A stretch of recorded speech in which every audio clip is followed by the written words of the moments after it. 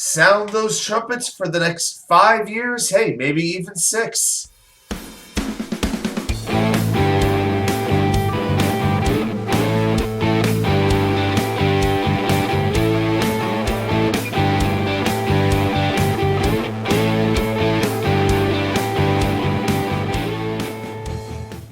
Well. Welcome back to New York Sports WickerMedia. I'm Wat2K99. Thank you, as always, for taking the time to watch these videos. Now, I haven't done a whole lot of baseball over the last month. It seems my entire focus has been the Jets, with a little bit of hockey and even a little basketball mixed in. But now that the season is over, congratulations to the Houston Astros and especially Dusty Baker on winning the World Series. It's time to look at the offseason. And free agency begins Thursday for Major League Baseball, but that doesn't mean you can't re-sign your own players, and that is what the Mets have reportedly done, locking up closer Edwin Diaz to a brand new 5-year, $102 million contract. This was a move that had to be made. And you might have some questions. On the thumbnail, I said this was their #1 priority. This had to be the focus, was keeping Edwin Diaz. Some people might not agree when you factor in Jacob deGrom, when you factor in Brandon Nimmo. And completely understandable, but I'm going to tell you why I feel that keeping Diaz was the most important thing that the Mets had to do during this offseason. But first, let's talk a little bit about the contract. As we said, it's $20.4 million per year for 5 years, 102 total. There's a $12 million signing bonus, a 6th-year option. All right, so there is an option for a 6th year and a full no-trade clause through the option year as well. He can opt out after 3 years, Diaz can. And you know what? I hope he does opt out after 3 years, because that means he would have been fantastic for the first 3 years of the contract. So I'm all good with this contract. I think now it does set a new record. For relievers, the previous was Liam Hendricks with the White Sox. He was making $18 million per year. Edwin Diaz is now the first closer in Major League Baseball history to reach 9 figures for total contract value. And if you look at the stats last year, well earned. A 1.31 earned run average, 118 strikeouts in 62 innings, 34 hits allowed, only 18 walks. That's a 0.84 whip. Walks plus hits divided by innings pitched. If your whip is under 1, you're doing pretty darn well. And he converted 32 out of 35 saves and not one blown save after the month of May ended. June, July, August, September, not one blown save from number 39.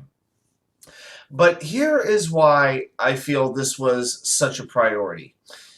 If you look at the Mets bullpen right now, they don't really have relievers under contract for next year. They have Drew Smith. They have the Joely Rodriguez's of the world. Are you getting excited about that? I'm not sure that I am. Maybe Joey Lucchesi finds a spot in the bullpen. Depends. He's coming back from Tommy John. He could be maybe that swing man. But pretty much every major reliever they have is a free agent. Trevor Williams is the long man. I would definitely bring him back. But then you have Adam Ottavino. You have Seth Lugo. You have Trevor May. Michael Givens, who they acquired at the trading deadline, has a mutual option for, I think, $5 million or something like that. So, and then if you look at the other closers who are on the market, I mean, I don't know who there is to get excited about, especially when you factor in age. Craig Kimbrell, he's 34. He lost his job with the Dodgers last year. They demoted him. Kenley Jansen's 35 years old. Do you really want to keep going with just 1-year deals?